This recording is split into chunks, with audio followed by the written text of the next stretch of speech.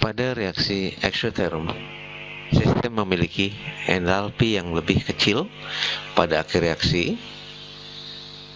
H akhir lebih kecil dari H awal, maka delta H bernilai negatif. Dan ini dapat dilihat pada gambar berikut.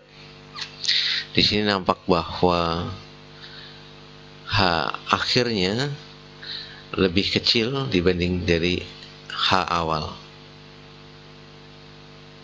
Maka delta H dari reaksi eksoterm itu bernilai negatif.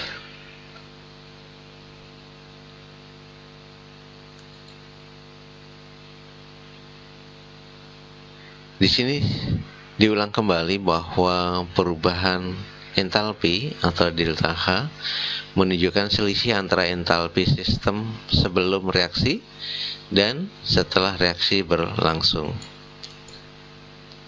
Ketika reaksi kimia terjadi di mana sistem menyerap panas, maka proses tersebut disebut reaksi endoterm. Ditunjukkan dengan keadaan sistem yang lebih dingin. Reaksi endoterm adalah reaksi yang disertai dengan penyerapan kalor atau panas dari lingkungan. Contoh, pada reaksi antara barium oksida dan amonium klorida, kalau kita pegang wadah akan terasa dingin karena adanya aliran kalor dari lingkungan ke sistem. Pada reaksi endoterm ini, sistem memiliki entalpi yang lebih besar pada akhir reaksi, sehingga H akhir lebih besar dari H awal. Akibatnya delta H bernilai positif. Dan terlihat pada gambar di sini bahwa pada awalnya reaksi H-nya nilainya kecil, tapi setelah akhir reaksi H-nya bernilai besar. Maka dapat disimpulkan pada tekanan tetap perubahan entalpi atau delta H suatu reaksi kimia akan sama dengan kalor atau Q yang diserap atau dilepaskan. Jika sistem menyerap kalor, artinya Q-nya positif, maka nilai delta H juga positif. Sebaliknya, jika sistem melepas kalor atau Q-nya negatif, maka nilai delta H negatif.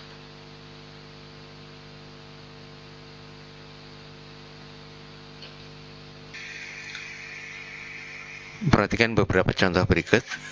Contoh yang pertama,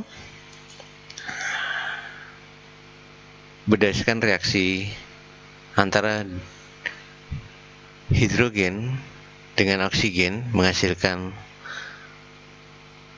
H2O, di mana delta H bernilai negatif 483,6 kJ. Berapa panas yang dihasilkan jika kita mereaksikan 11,2 liter gas hidrogen pada keadaan STP? Ingat bahwa STP adalah kondisi standar di mana suhu dan tekanan tetap.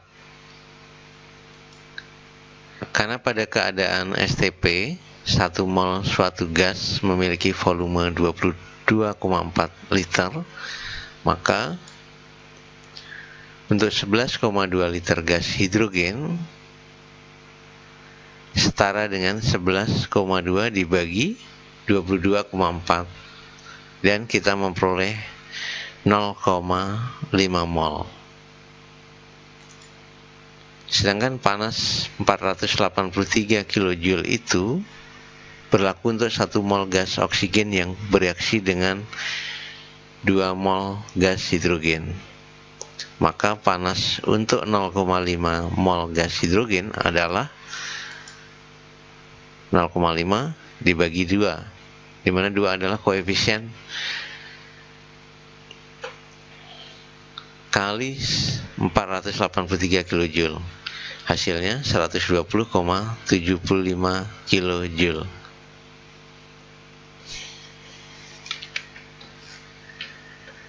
Kita lihat kembali pada contoh ini, di mana 2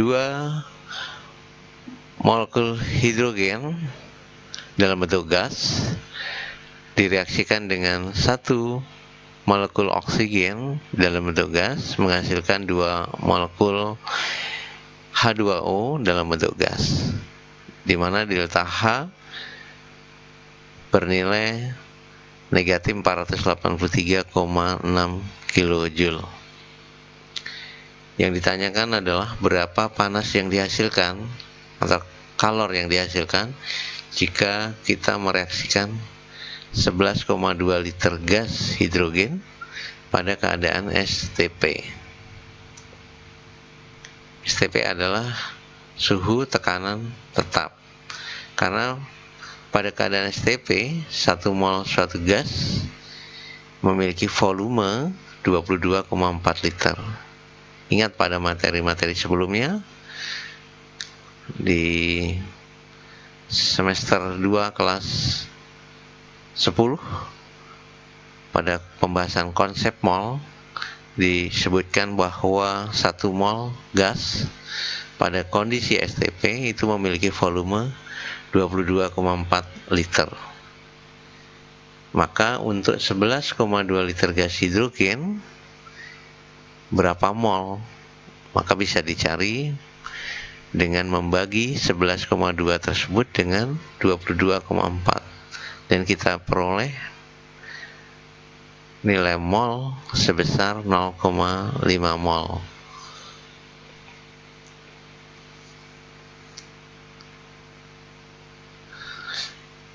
Sementara itu panas 483 kJ itu untuk 1 mol gas oksigen yang bereaksi dengan 2 mol gas hidrogen. Maka panas untuk 0,5 mol gas hidrogen adalah tinggal dibagi 2 saja. 0,5 dibagi 2, 2 ini adalah dari koefisien hidrogen kali 483 kJ, sehingga hasilnya 120,75 kJ.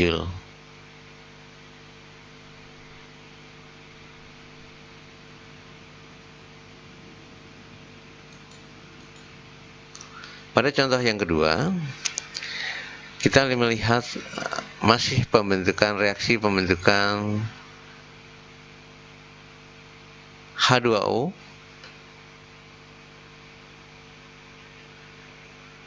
perbedaannya. Kalau tadi H2O yang dihasilkan dalam bentuk gas, ini dalam bentuk cairan.